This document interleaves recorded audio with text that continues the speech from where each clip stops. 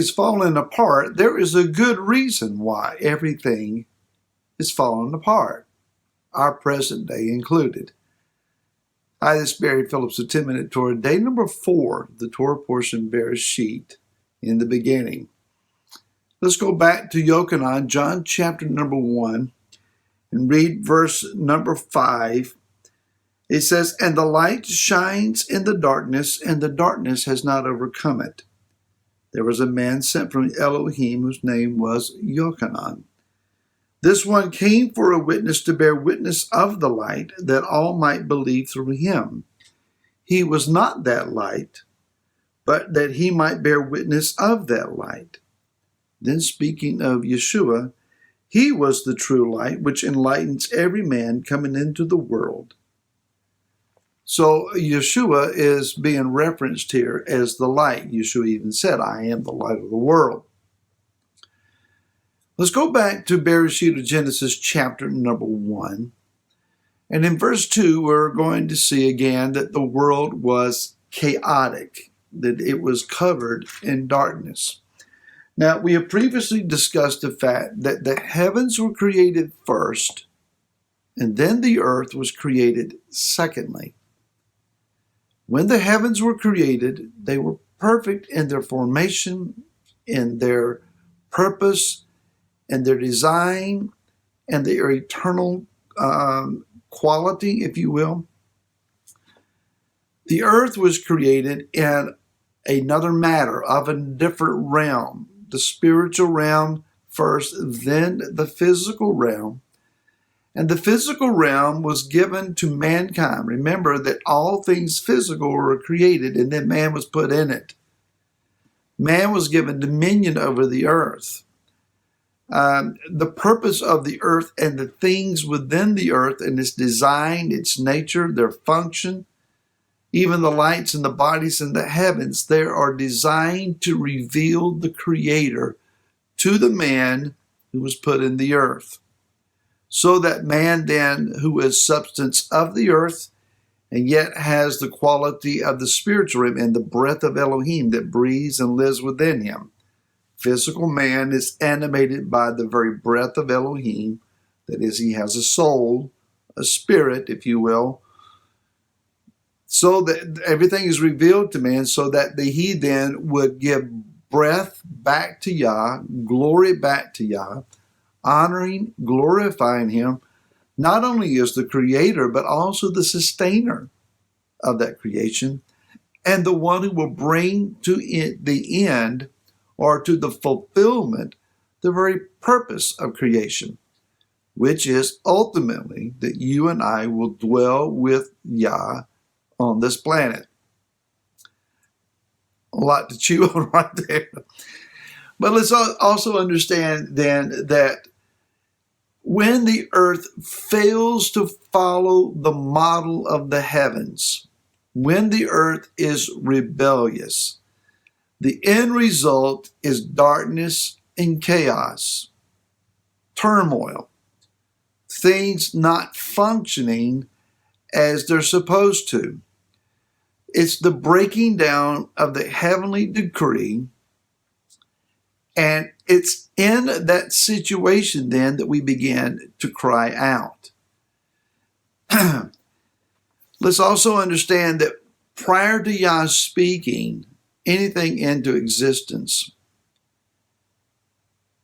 that the darkness and the chaos that the earth was exhibiting at that moment was hovered over by the Ruach HaKodesh. Ruach HaKodesh. Kodesh means set apart. Ruach meaning the very breath, wind, or spirit of Yah. So he was breathing over the earth in his set-apart spirit. And a word study on this will reveal that it was incubating, creating the possibilities, energizing opportunity for light. Fluttering over is another word. Vibrating is another word. That is, that the light was vibrating over the earth. So that then when Yah says, let there be light, light came into existence, and the stronghold of darkness was broken off of the physical realm, and the light penetrated, bringing about then creative order and discipline and structure and the revelation of Yah and all of his splendor, who created things and called it good. When chaos erupts in the earth, righteous man wants initially to run and hide. It's the wrong direction. We need to be interjected into that chaos, that darkness, that lack of structure, that frailty, that morass of evil, and began to cry out that the creative word and light of Yah would begin to penetrate. The activity of the Ruach HaKodesh vibrating over the earth, shaking. Remember, Hebrews chapter number 12 says that we're going to receive an unshakable kingdom, that everything that can be shaken will be shaken. That is the activity of the Ruach HaKodesh, the breath and the wind, the Spirit of Yah, moving over, energizing, and creating the opportunity for Yah's light and power to be interjected into it, bringing about creative order and design. Do not fear the days of shaking. They are necessary. And while we would think that it's we ourselves that are being shaken, to some degree that is true, it is the powers of darkness that are being uprooted and moved out of their preferred place of authority. If you have a house of cards on a table, it's a very fragile structure. Any sudden bump on the table will cause it to topple. If you played the game Jenga, the wooden blocks that are aligned into a tower section, and you try to pull one out without the whole thing toppling over. My grandson Gavin loves to get it teetering to where it's barely standing up, and then it's your turn. The kingdom of darkness presents itself as this overwhelming, authoritative, controlling mechanism that you do not stand a chance against. It's a house of cards. Here's the secret. It's a house of cards.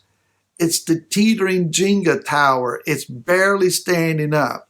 And when the Ruach HaKodesh begins to shake, all the mechanisms, designs, and structures of darkness began to topple and fall apart.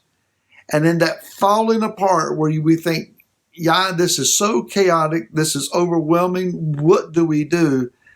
The spoken word of Yah, Yeshua the Messiah, begins to be interjected into that as he brings his kingdom. When Yeshua brings his kingdom, he brings creative order and design and structure and causes the darkness to be broken.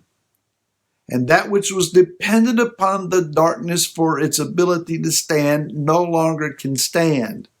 It's obliterated. The end result then is fruit bearing, light, power, and the rejoicing of Yah's people as they understand that which was chaotic for me has been replaced by that which is structured. That which was darkness has been replaced by light. Yeshua the light will come into the earth. But he also said, you are the light of the world. When Israel was in captivity in Mitzrayim or in Egypt and under great bondage and great servitude, and it would seem that the power of darkness was prevailing, they cried out and deliverance came. Folks, the reason that the world is in the awful situations that it is now is that the people of Yah would be pushed to a place of crying out that the energy of the Ruach will begin to hover and incubate over us. And then light will come in and replace the darkness. Rejoice in that today. We'll talk more tomorrow. Until then, shalom.